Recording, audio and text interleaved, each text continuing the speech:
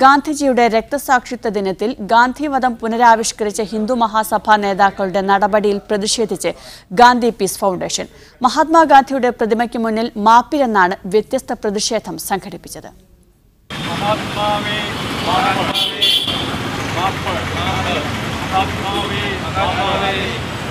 ഗാന്ധിജിയെ അവഹേളിക്കുന്നതിനുപരി ഗാന്ധിവധം പുനരാവിഷ്കരിച്ചതിലൂടെ രാജ്യത്തെ വെല്ലുവിളിക്കുകയാണ് ഹിന്ദു മഹാസഭാ നേതാക്കൾ ചെയ്തതെന്ന് ഗാന്ധി പീസ് ഫൗണ്ടേഷൻ പ്രവർത്തകർ പറഞ്ഞു.